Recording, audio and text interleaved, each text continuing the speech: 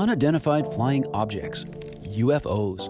For decades, people in the Pacific Northwest have seen things in the sky that they can't explain. We saw this immense object in the field over there with lights that were spinning, and it was something we had never seen before. It took up most of this valley, and it was just hovering. It was just hovering, and we were mesmerized. Gloria Bonacci and her friend Mary saw something too.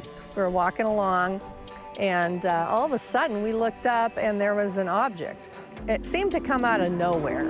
And of course we were scared and we ducked down in some tall grass behind a fence line. It was football shaped, it had red lights. All of a sudden it went up and horizontally it went toward the high bluff, and it just kind of went below the bluff and then seemed to just go really fast and be gone. Susan and Gloria both live on Whidbey Island, not far from the Navy base. They don't know each other, but on separate occasions in the 1960s when they were kids, they say they saw something in the skies above the island that neither could identify. Whatever they saw, Whidbey Island resident and former NASA scientist Dick Haynes asked that you please not call them UFOs. It begs the question, unidentified flying object. We don't know they're objects yet, right? Do they fly? Well, some do and some don't, right? And they're certainly unidentified, so we like the U part. So we say the UAP is a better way of presenting this idea. It's aerial, and it's a phenomenon, and that's all we know. Haynes grew up near Seattle. He worked as a NASA scientist, and though he was skeptical about unidentified aerial phenomena, he eventually founded a group that collects anonymous reports from pilots. I heard these stories from pilots that just blew me away, and they forced me to leave that hypothesis that it was all controlled variables and so forth. It was something totally different, and that's what got me started. The Northwest has a long history of unidentified phenomena, and people around Seattle saw things before that more famous Roswell incident in New Mexico. A pilot named Ken Arnold famously coined the term flying saucer when he saw a group of silvery discs in the skies near Mount Rainier way back on June 24, 1947. And it was 3 days before that when something called the Maury Island incident took place on Puget Sound near Des Moines. Steve Edmiston, along with Scott Schaefer, made a film about it.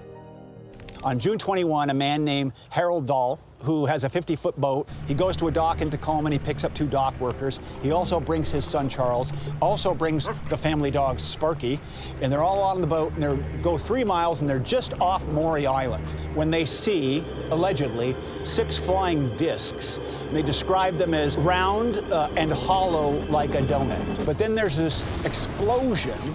And according to the accounts, the explosion is almost like a molten lava. They refer to it as slag. And it's pelting down, and it's right above the boat. Harold's son is burned badly on his arm. The boat's being badly damaged.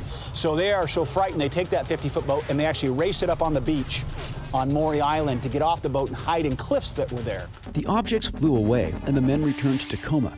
They agreed not to tell anyone what they had seen.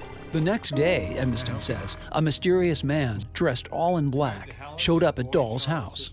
That man took Dahl to a diner where he encouraged Dahl to remain silent. You shouldn't tell anyone else what you saw.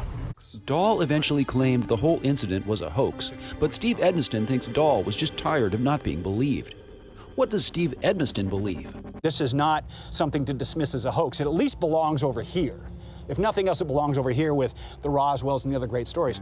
Now to Burien, where the community has embraced the Maury Island incident and Steve and Scott's film, and created an annual celebration inspired by what happened. This is a BUFO, Burien UFO Festival. So anything can happen. Tonight in Burien, it's like aliens, everything. It's pretty much a day for the community to come out and celebrate their weirdness.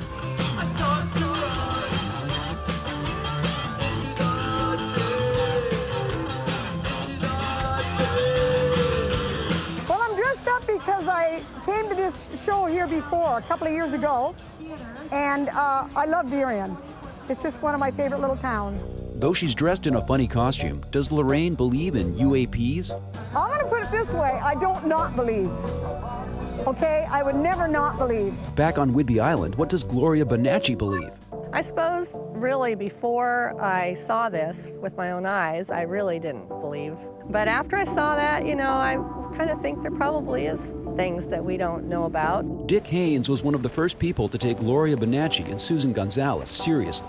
When I interviewed each of them separately, the two groups had never met, didn't know about each other's sightings, and asked them to draw a picture of what they saw. They were drawing pretty much the same object. What does Susan Gonzalez believe? We're not crazy, and this really did happen, and it really did happen on this little wonderful island. It's not craziness. They're here. They've been here a long time. And what do you believe? Have you ever seen a UAP? Until there's scientific proof, it comes down to each of us to imagine the possibilities.